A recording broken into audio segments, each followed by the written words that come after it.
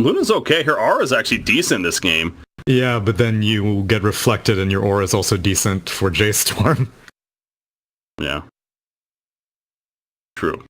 But with all these strength heroes, like freaking Kunkka and Centaur will look so tanky when they're standing next to a Luna.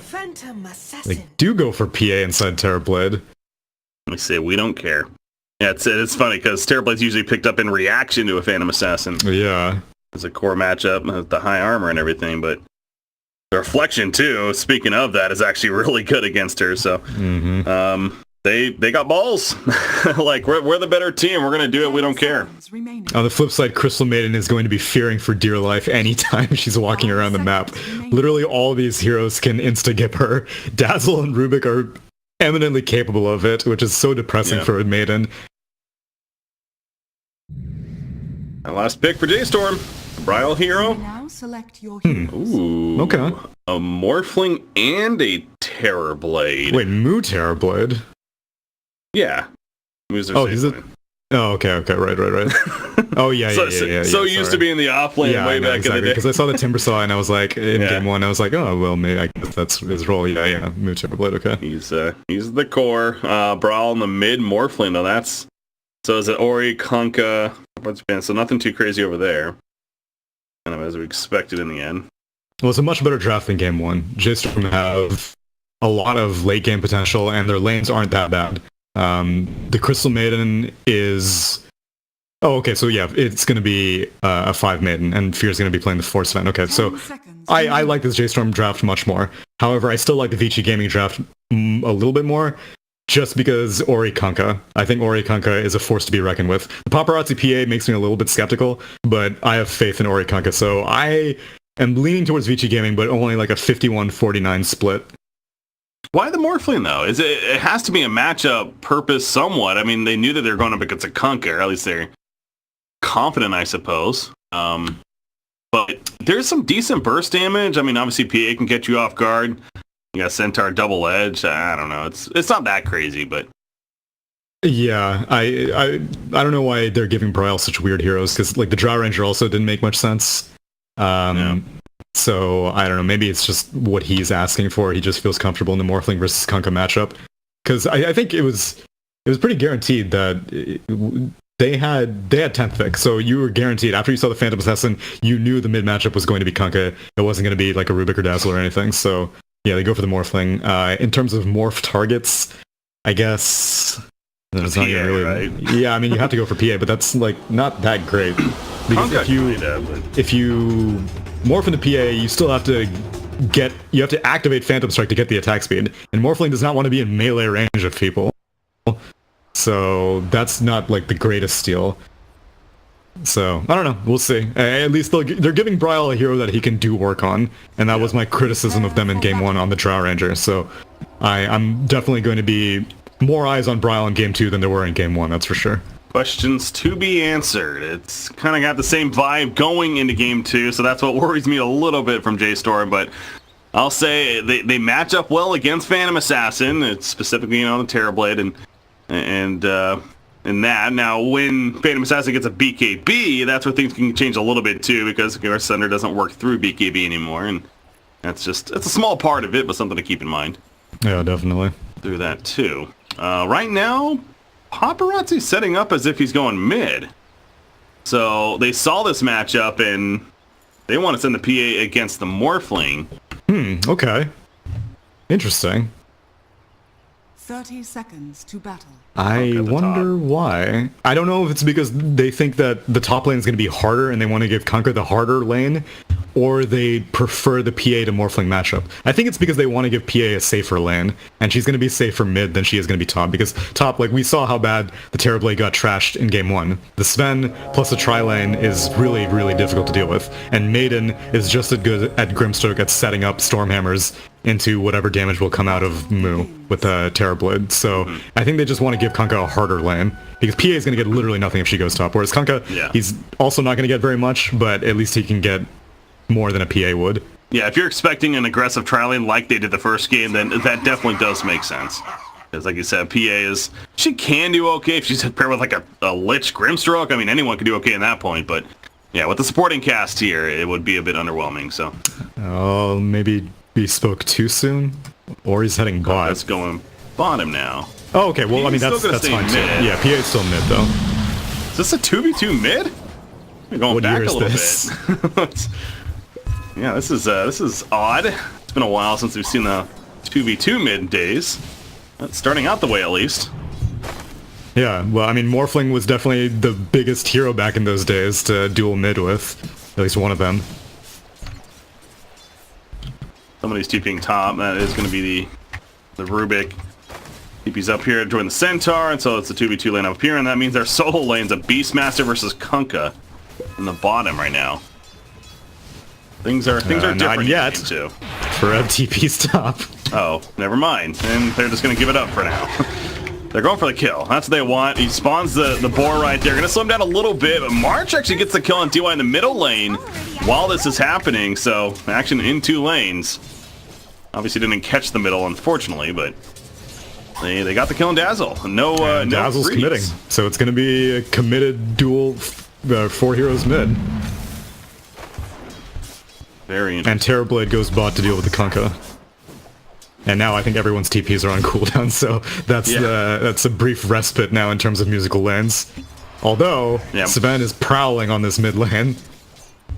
Yeah, perhaps making his way eventually to the bottom. Says, I'll stop by mid. Go for a kill right now, Dazzle. In a pretty aggressive spot right there. I thought they were going to look to go for that opening, but choose not to. No freeze yet on Crystal Maiden, as I mentioned before. She just has her Crystal Novas, no Frostbite. And right there. Now they see the Sven. He'll pick up the Haste Rune, and he'll run towards the bottom lane. Nope, never mind. He cuts back mid. He's gonna deny even, and he's sticking around. Fear's just gonna harass. Why was He got it. Stormhammer there? I mean, I guess he gets a ton of mana regen from the Maiden, who has already hit level 2. I don't know why he's Stormhammered though. Well, he got the deny, to be fair, so. That's true. I mean, value gold. He's got nearly gold for boots and like another 10 denies. Yeah. Bryo middle lane is just gonna morph over to that strength, taking some damage. Of course, that'll happen now. Reb is Terrorblades moving and Kunkka can't top. Man, this is never ending. I mean, I think Dire are happy with this. If we look at the last hits, Dire has like they're getting the better end of this right now. So I think ViCi Gaming are more than content to keep on rotating. It's that classic case of you just have to eventually stick to it, man. You do this too much. And none of these lanes seem like chaotically bad that you're like, Jesus Christ, I cannot lane here no matter what. I don't think anyone is thinking that right now. Yeah, that's what I'm really interested about, because the fact that Terrorblade, why would he leave the bottom lane right now? Obviously, there's a good reason for it, but there's a lot of movement going on here. I'm trying to just understand, but the middle lane's the one that's kind of standing its ground, funny enough, again in that 2v2 lane in the middle. But yeah, as you pointed out, the CS is very good right now inside of ViCi. Now Sven will even come back to the top lane, so Kunkka, I'm sure he's going to be calling for his support. And we'll see if Rubik is going to make his way up there himself. TP's off cooldown in 1 second. There we go. So now he's coming up. It's just never going to end, man. We're going to be in the laning phase for 30 minutes. How is the mid doing? PA's 18 and 2, Morphling 19 and 4. So it is very even. Yeah, it's very even. The mid. Is this a early Battle Fury game for PA? I think so. Because Kunkka can pick up the slack in the mid game. You let Kunkka be your mid game carry, you let PA be the hard carry to match the pace with the Terrorblade. I mean, they can go aggressive. They can do just like a mid game strat, because I don't think... Well, actually, I mean, ViCi Gaming can take this late game. Even though Morphling and Terrorblade are extremely hard carries, Kunkka is just so unpredictable with X ganks that no hero can confidently say, like, yes, they can't catch me late game. Because neither of those heroes really like building BKB. Neither Morphling nor Terrorblade really like having to build into BKB, which is the only guaranteed option in dealing with X ganks. I was interested about this, especially with the Crystal Maiden, is Beastmaster going to level up those Wild Axes? And at least he gets the 1 level in them early on. But of course, he is maxing out the Call of the Wild first, but we'll see if he goes to Wild Axes leveling up next. I've seen Sven also using his Stormhammer quite a bit. Goes back to that earlier. Obviously making use of having that level 2 aura now. Sven chose to get. There's a bit of a chase right here. Those 5-minute bounty runes coming out. Bryle, he's up in their face. March, though, he's the one taking the damage. Phantom Assassin cuts him down. Bryle Are you too committed, bro? He's You got gotta plenty be of careful, strength. buddy. Yeah, he's gonna be Form fine. away. He's got Fairy Fire and 10 stick charges, so no Get big concern. But I mean, 4 bounty runes are gonna go to Radiant. 3 of them already went for Radiant, and the 4th one is waiting for Mu to pick it up. So the fight doesn't exactly happen at those rune spots, and all ViCi Gaming profit is 1 Crystal Maiden kill. Yeah, it's actually not too bad. On the side of J-Storm, that is. We'll take it. Vlad's is queued up for the Beastmaster, by the way, so he is going to go the Vlad's build. This time around, I'm sure you're happy with that. I am much more satisfied with that. Look at the wraparound. Fear, he drew the line. He's coming middle. Stormhammer ready. Phantom Assassin, Blink Strike. Oh, There you go. just barely in range. Activates Blur also. Dazzle's gonna take it. Thank you very much, Dazzle. You did your He job. served his purpose well. Wait, did he just Fairy Fire also? Was that him? It was, maybe I not. think, yeah. Yeah. No, the Fair Fire's still on Morphling, so maybe it was. Either way, he's dead. And, oh, that's an awkward ward. Right next to the center. What is going on here? Radiant's top tower is under attack. Okay, well, that's going to be countered immediately. Oh, another blink. Sorry. But it doesn't disjoint.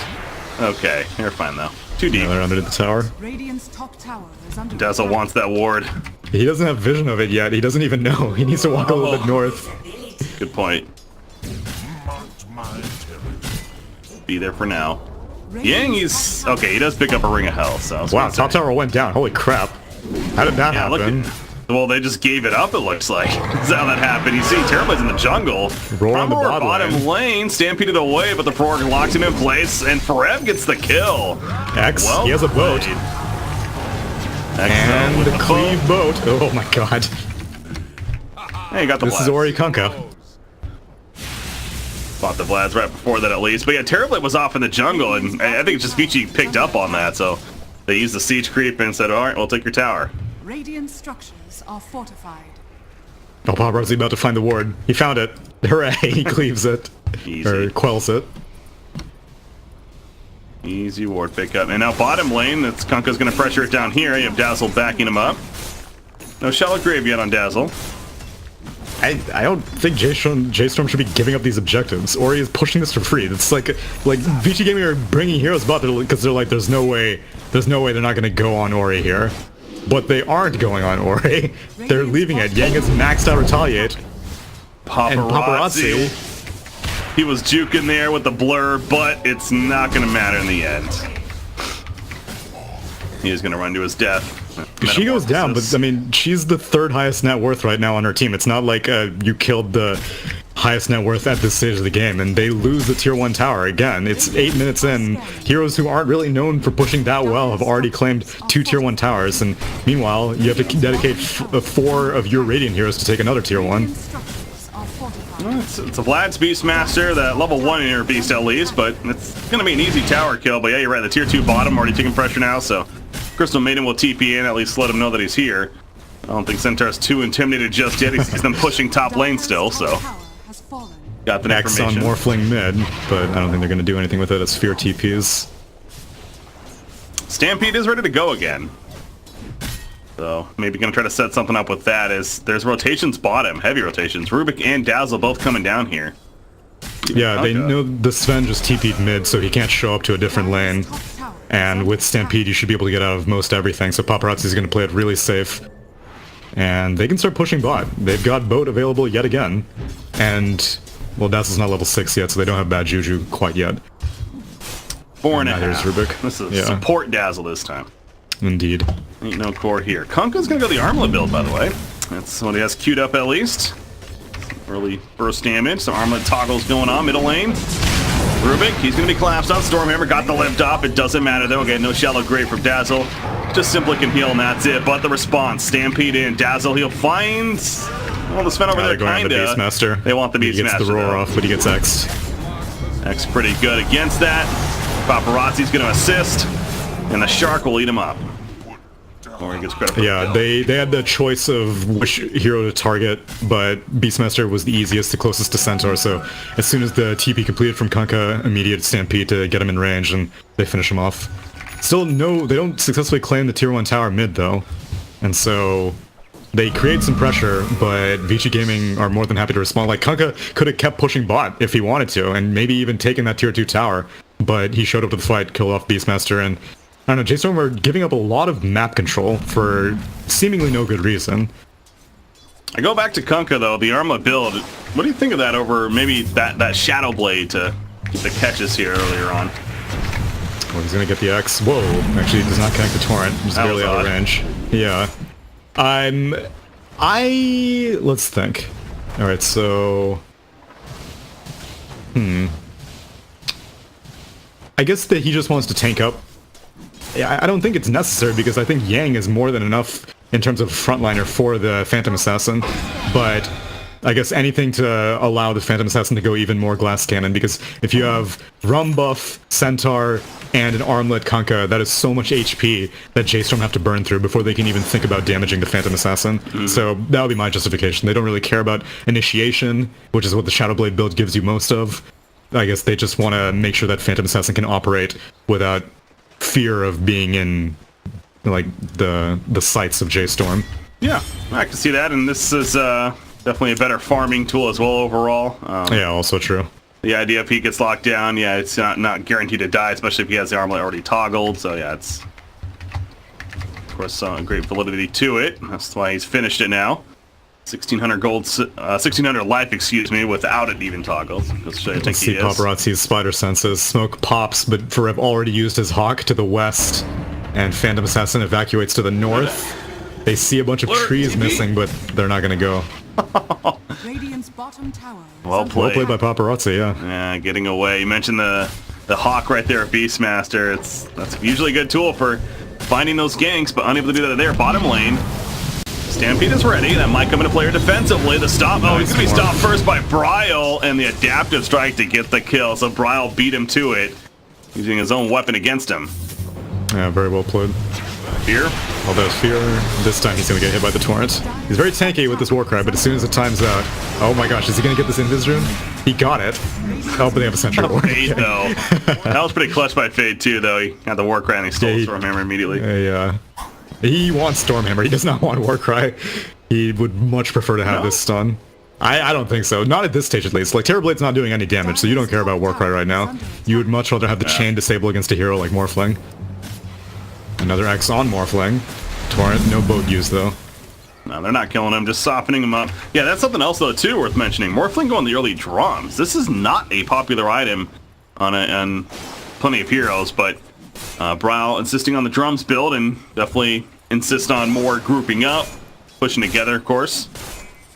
Yeah, that is odd, as opposed to the Morbid Mask. I guess they're gonna let Moo's Terrorblade be the hard farmer, which I've seen reviews of Moo in the past on his Terrorblade, and he was like, I just have to farm all day. That's all they let me do. They give me Terrorblade, they say you go into the jungle, and that's all you do. And so it's Bryle's responsibility, I suppose, to be the mid-game carry. That's why he goes for the drum. The more hard farming option is the Morbid Mask, but that does not help you in fights as much as the drum would. And he's joining in with the smoke with his team, and so he's definitely wanting to fight. And they successfully scan out the Paparazzi in the top lane. Yeah, so they know he's up here. It's just, again, can they actually catch him this time? Oh, he's TPing out.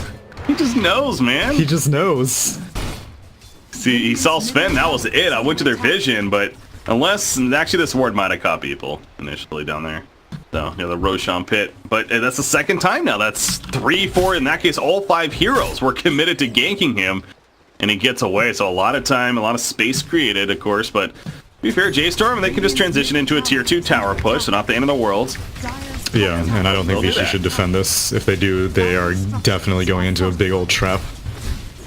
So they're going to try to take 2 towers in return, or he's going to head mid, try to take mid tier 1, and Centaur is going to finish off this bot tier 2. And there are a lot of defensive pings coming out. They want to fight it. Yang has Blink Dagger and Stampede, though, so I don't know how easy it is. It's just a lone Crystal Maiden. Freezing Field ready. Once again, I feel like we've seen this before. No Morphling this time, though. March. Oh, he steals Freezing Field. Yeah, and they also got the tower kill on top of that. So that was just purely trying to get the deny on the tower, I'm guessing. Paparazzi gets roared in top, and he may go down. Blink strikes anything? No. So again, they finally catch the PA. Bounty runes do spawn as well. Looks like it might be an even split here, but yeah, the bottom tier 2 does go down as well for ViCi. So, big picture. I mean, killing the PA is definitely nice for J-Storm, though. And now mid, Bryle shows up. He wants to defend this. Turns into the Centaur again. But doesn't finish him. And now he's in trouble himself? No, he's morphing into that strength, so he's fine. In fact, has a Ghost Scepter already as well on this way to do that Ethereal Blade. Good blocks on a Kunkka. Yeah, Mu doing a hell of a job right there. Sets up the Storm Hammer, the Warcry speed buff as well, and not much more Ori can do to get out of there. That's a 3-kill streak stopper. Going the way of Sven, but they'll take it, and they might get more. Bryle's in chase. Freezing Field coming out from Rufik. Thinking that he's committing, but not the case. Dire's middle tower. Yeah, really good movement by Mu. I don't even know where he showed up from, and I can see the whole map. He just emerged out of nowhere.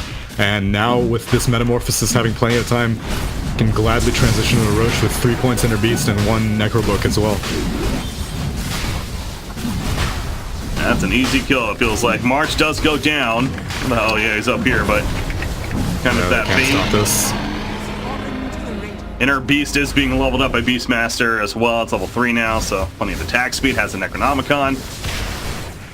They're hitting a power spike here on the side of J-Storm, especially since Phantom Assassin still doesn't have the Battle Fury. She's a good about 1,000 gold or so off of that Demon Edge. Yeah, I'm surprised they're not protecting Paparazzi more. Like, they don't even have one hero on his side of the map ever. So every single time, like, it's amazing that he's managed to dodge as many smoke ganks as he has, seeing as how no one's been tanking any of the smoke breaks for him. He's just been sensing it every single time. But that does seem a little bit strange to me. Like, why not have, you know, the Dazzle up there just kind of bodyguarding the Phantom Assassin in case things go bad? Then at least Paparazzi doesn't have to be super stressed out about where he's farming every single time. Well, again, he gets away right there, but he gets pinged out. They know he's over here. They have vision. They've done a good job of this, kind of controlling the Dire jungle. Yeah, and Hawks are constantly policing the area. Oh, that too, yeah. Beastmaster's spamming those Hawks, and the vision is very real for J-Storm, and of course making use of it. 2,000 net worth lead now, and they're wrapping around mid lane. They want to jump again. The tap to strike pushback right there. That was a long stun with the strength morph, but doesn't matter. Phantom strikes away. She's good to go. 1600 There have been gold saved up. so many smokes by J-Storm. I can't believe they still have them in stock. That surely has to be their last one for a while. Yeah. And I haven't seen any smokes from ViCi Gaming. I think I saw one to the bot lane at one point, yeah. But they need to defend this. Their top tier 3 is also getting pushed. I don't know, like, for doing this armlet build on Kunkka, they're being very, very skittish about joining into fights. Like, he's very, very tanky, and him with Yang, and a whole Crimson Guard on Yang, and they're still not ever forcing fights. And so, like, it's no surprise that Paparazzi is so far away from his Battle Fury, because his team's not really making space for him. He's just having to scrounge up for whatever you can find. Yeah. Yeah, I'm looking at this. 2,100 life without the toggle. He's going to be about 2,500 life with an armlet toggle this earlier on in the game. That feels really good, but they're definitely going to pick a fight right here. Morphle going to be the focus. I don't know if that's the best target, though. In fact, here comes a counter on Centaur. He does get the rub, as well as the Stampede activated, so no one's dying just yet. Crimson Guard, Warcry, I mean, every defensive ability coming out there on either side. So, again, not going to die, but Terror Blade, he'll just focus down the tower. That's the one thing that dies. Oh, and apparently the Dire Courier also dies. Who do they find over here? Maybe Centaur. Centaur this time. No Stampede, of course. And Crimson Guard still will cool down plenty of time. Shadow Grave keeping alive a little bit longer. Going to go for the TP play. No, the Adaptive Strike stopped. And Bryle finally gets the first kill of the fight. J-Storm, they're just persevering. And there's still 2 towers at this bottom lane, so can't do much over here, but... Yeah, but I think they had, I think it was an Arcane Rune activation on Metamorphosis, and so they can do this pressure fairly safely, although it's going to time out now, but they'll be more than happy to take half of a tier 3 tower down. Yeah, you see this Warcry, the right clicks, like normally a Kunkka should be able to easily right click a Terrorblade Illusion, but the Warcry makes it so tanky, and bot lane, Phantom Assassin just narrowly TPs out. Yeah, talk about knowing where to hide. Like, I thought for sure he could be seen there, but apparently not. I mean, Fury even blinked in to stun him, and he just couldn't find him right behind that tree. So he TPs out. He's got the Battle Fury, of course, and starting to farm more now, but this is feeling like one of those games already where he might just need to go right into a BKB, but even then, you still have Primal Roar locked down. You still have some good physical damage coming in, so... Yeah, I know. I think you continue with the glass cannon route, because eventually this armlet has to pay off, and now Kunkka's completed a BKB. So his job is to just be as big of an annoyance and as big of a meat shield for this Phantom Assassin as possible. Well, they had another smoke. Must have just came up. J-Storm's like, alright, now we're on the clock. Let's go. Dazzle. He's the target. Free kill. And Roshan is obviously still plenty of time before that's coming up. Yeah, he's got the Aegis for another 30 seconds. Ethereal Blade also finished, and Ethereal Blade does seem really good this game too, especially in a Phantom Assassin. Oh, Fade. He's morphed a whole bunch of strength, but it doesn't matter because he's still going to die in this top lane. Although he steals Waveform, and he gets Stampede, and he's going to get far as the Stampede will take him, and he TPs, but the Primal Roar! Oh, couldn't get it off. He didn't actually see him. He cut down the wrong trees. Wow, that was a getaway. Stampede, of course, helped in the end too, but it was a whole Rubik initially. Centaur. He's got a Crimson Guard. He activates it. Yeah, and he has support coming, so if they go too committed for this, they're going to have to be careful. Shallow Grave will come out. Daggers being thrown from Phantom Assassin, but no, the root hits, and Centaur eventually is going to be killed in the end. So he cannot buy back, not that he would, but they're just going to keep going for the tower. And off of this, and it's a very clean game now from J-Storm. We talked about that with ViCi last game, but it just feels like J-Storm, it's kind of just swapped even. Yeah, but ViCi Gaming are making it easy for them. Like, again, I don't know why Kunkka built this way to play this way. The way that ViCi Gaming are playing is if they do have a Shadow Blade Kunkka, and they're like, oh, okay, sweet, let's just go for pickoffs all the time. But they're, never initiating. They're never crossing the map. And so why bother building all this HP if you're never going to get into a fight with it? It's just very strange to me.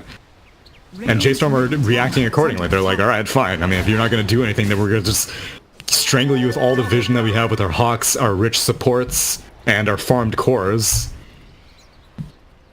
Double damage core on Kunkka even. But again, it's not he's making much of it right now. He's going to pour it in as they commit for the jump onto Sven.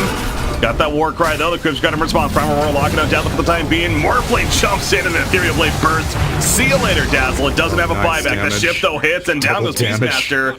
As well as the Crystal Man. Yeah, you mentioned he had the double damage coming into this. The BKB is still active. It's going to wear off here in a second, but if they find Moo, especially, this is huge. Buyback from Crystal Maiden. She's going to have to TP into the shrine and very far away. I can't believe Moo gets away. He just literally walks left. Everyone was going right. He's like, all right, see ya. I'll just go this direction. Excellent, Sven. Defensive Ethereal, though, but Stormhammer comes out. Making it difficult, but hey, he's going to run the other way. Even says, all right, you got me. Can't believe Moo got out. That's amazing. Yeah, and it wasn't even anything special. No, it wasn't. Well, the one thing that was special is he conjured an image, and he blocked the path that he used to enter into the side jungle.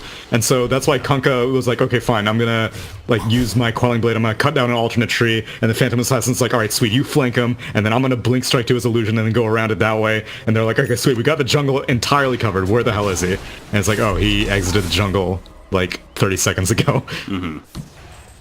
So Kunkka, we did see the Tidebringer the last fight. He does have a Chrysalis now as well. So BKB also just finished on PA, so she chooses to go that. So I was praising ViCi Gaming for doing such a good job at alternating their item builds last game, but this game, there's so much overlap. Because now Ori's like, okay, Phantom Assassin's not carrying, now I have to build damage, so I'm building the Chrysalis. And Phantom Assassin's like, oh, okay, well, I guess I need to start tanking up. I'm going to build a BKB now. So, I mean, they're dealing enough damage, but again, that fight, Ori had a double damage. So it's not an exactly accurate picture of what the Kunkka is currently capable of. To me, it almost just feels like this is a respect item, honestly, from PA specifically. This game has gotten out of hand somewhat from the cores of the Radiant.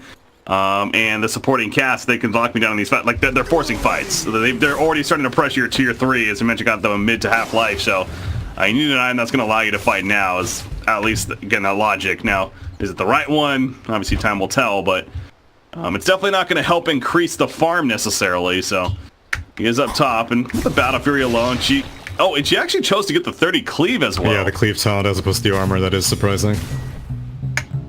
It's another tool to deal with illusions, so in teamfight situations it does have its value. Yeah. But yeah, I would have felt that the armor reduction, especially now that cleave factors in armor, so you've got Tidebringer cleave, you've got your own Battle Fury cleave. I would have thought that would have been a little bit more useful, but maybe she just wants the farming speed with the cleave.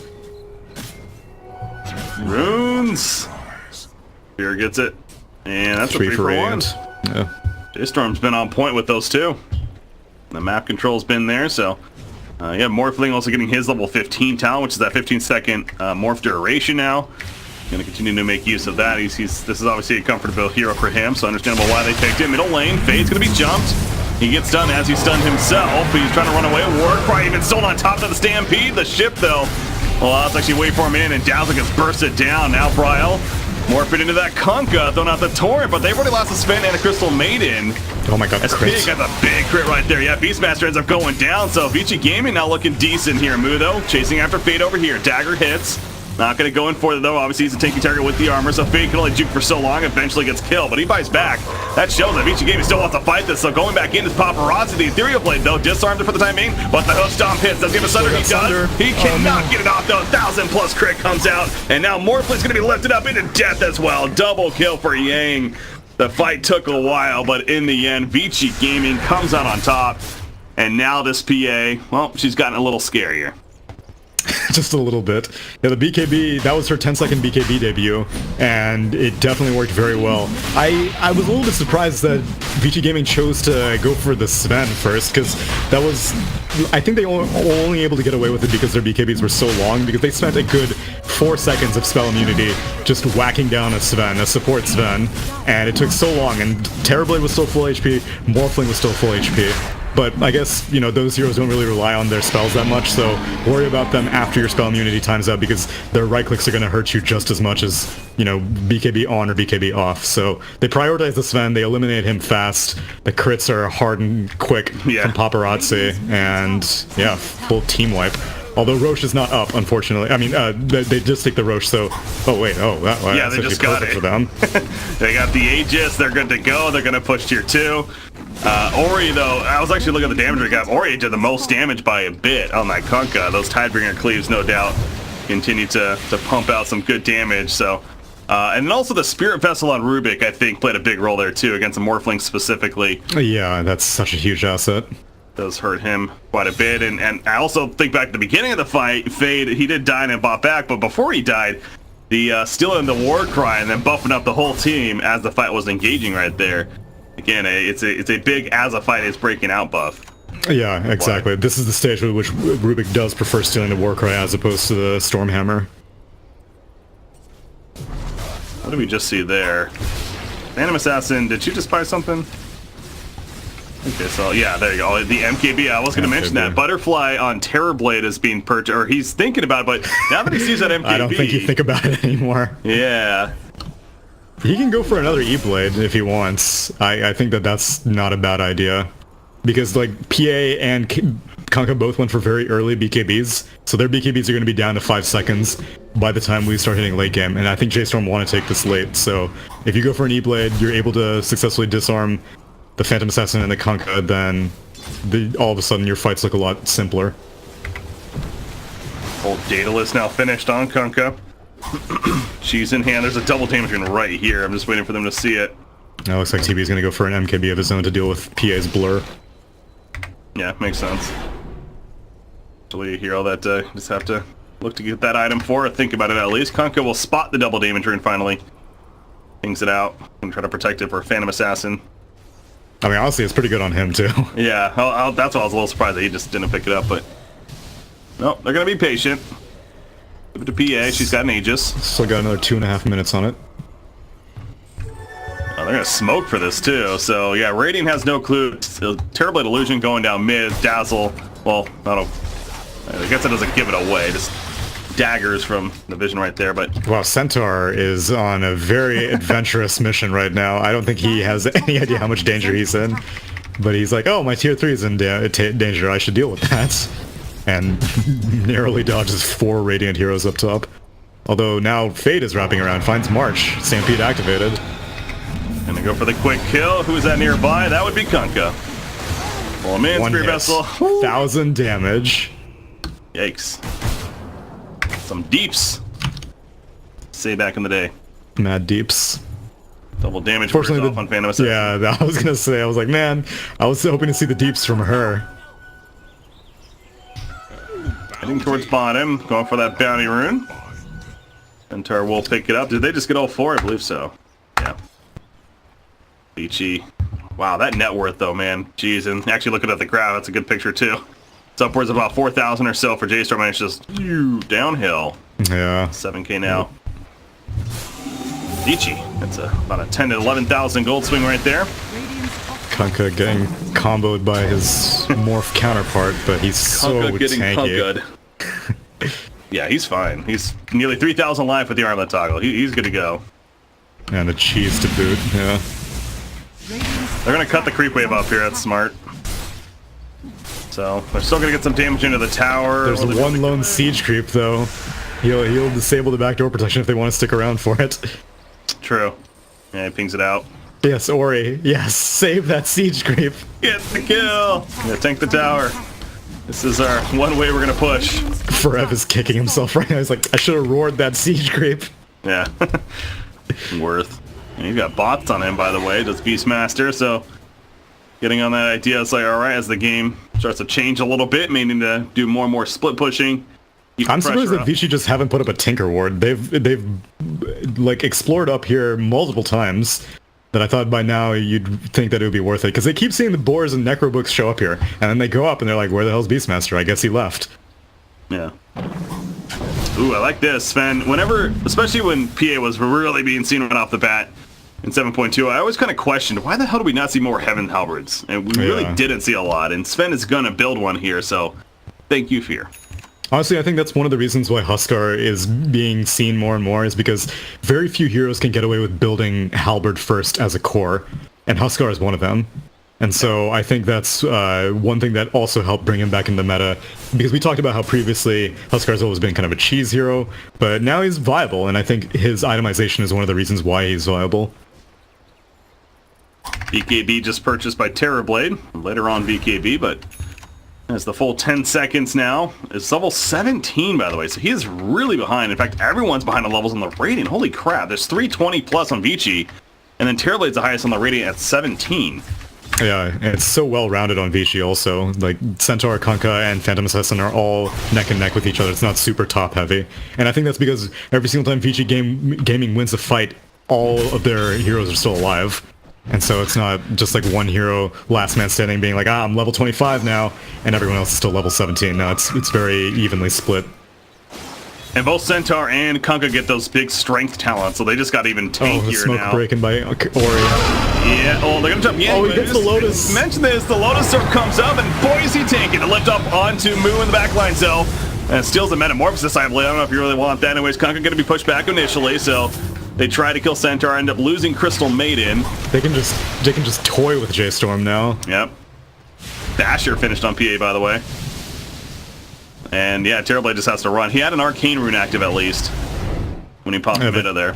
Well played by Moo. He didn't activate his BKB, so very conservative, made sure that he didn't just panic immediately. So they get out, and only a Maiden dies, so I guess not too big of a deal. BKB was not activated by anyone, actually. So, yeah. Hey, Tsunami, you mentioned this earlier. Oh, there we go. There we go. And look at that. Hey, look at that. They found a present.